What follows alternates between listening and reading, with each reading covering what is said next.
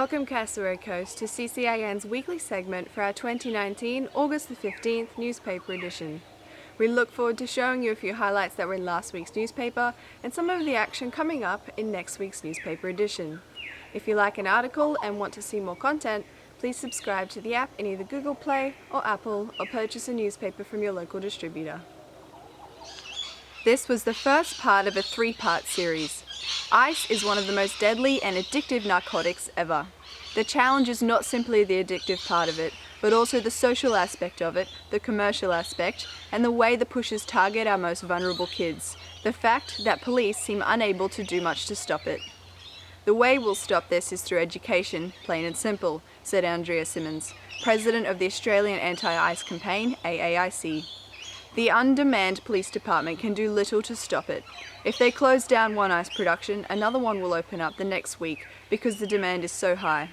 This is hugely profitable industry for the people who are delivering ice to our kids, and they will go to any lengths to keep up the distribution channel. What all of this means is that it's a near impossible task to cut off the supply. Simmons said she could walk into any of our towns and find a supply within 5 minutes. The pushers are brutal, ugly, and greedy. They are not doing this to help the kids. They know the danger of the drug, they know a single hit can create an addiction with serious long-term health issues, and they don't care, and they will not stop. Who do they target? Anyone, any age, any walk in life. The cycle of addiction with ice is very simple. Take someone who is feeling depressed, alone, in need of excitement or stimulation. Give them ice. Ice is not natural. It will give you the same kind of high the first time, the second time, and maybe the third time. After that, your brain adapts. Instead of feeling your normal day-to-day level of happy, you find yourself feeling depressed. Now, you need ice just to feel normal, sometimes just to get enough energy and motivation to get up and have a shower. You're addicted and your life will never be the same. Next week and the week after, we will be exploring the fall and recovery of 2 ice victims, both of whom never saw it coming. Last weekend, a crowd gathered for the UFO Festival, which is now in its 5th year of bringing fun and frivolity on the Cardwell foreshore. There were men in black walking the streets, and the accommodation in Cardwell was booked to capacity for the event.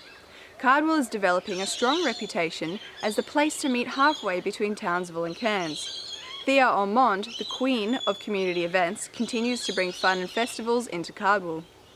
When CCIN asked Ben Hurl, the director of Victorian UFO Action Group, what he thought would draw people to an event like this if they had ever witnessed or experienced anything themselves, he answered, "I would like to think curiosity first and foremost." The UFO Festival held the Sea Files Forum, where 3 hosts came from a variety of backgrounds to discuss strange encounters that had occurred for members of the Cassowary Coast community in a bit more depth. These discussions covered ET, UFOs, paranormal, supernormal, spiritualism, you name it, said SIFU, a radio show presenter from Brisbane on the Bay FM 100.3. When CCIN asked the hosts if they would come back to Cardwell's UFO Festival, they all said yes. There is a whole agenda of disclosure happening now in the UFO field. People that have been involved in the field investigating are watching the space very carefully to see what the governments are actually releasing, said SIFU. As C-Files host Rex predominantly discussed in his research into Yowies, however, Rex has been investigating ancient civilizations that he believes has impact upon the Aboriginal culture and its early development. Local boxer Jack Mills has returned home with a gold medal after winning his bout by a split decision at the Glencore Great Western Games in Charters Towers. Mills, aged 14, fought in under 15, 52 kilograms age, and weight bracket, and went up against his opponent, Memphis Algie from Mackay, in 3 rounds of 1.5 minutes. The bout between both boys was tough, and Mills landed some good combinations of punches he had learnt and was able to drop his opponent to the canvas in the 2nd round. After a hard-fought contest, the bout went to a split decision in favour of Mills by Brisbane officials.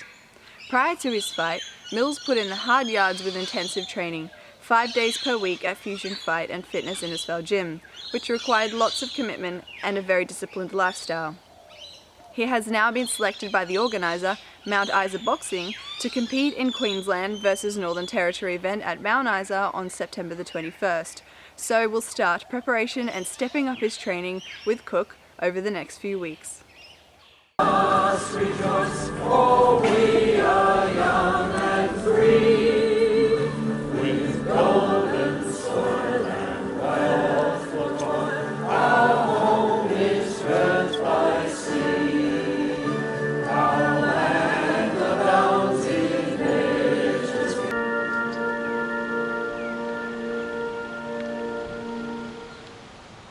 The bowed heads, let us now observe a minute silence for those who paid the supreme sacrifice and those who are still suffering. And today we're having it, instead of in Tully, we're having it at Mission Beach. I thought it'd be a lovely venue. We've got lots of veterans up here in the caravan parks and that, and they said they would all be here, and then we've had a wonderful turnout, a beautiful day, sunny day, and I'm sure that everyone has enjoyed themselves. Perfect. That's the news for this week. Stay tuned for next Monday's edition, and don't forget to pick up the CCAN paper coming out on Thursday for the latest and greatest stories from the Cassowary Coast.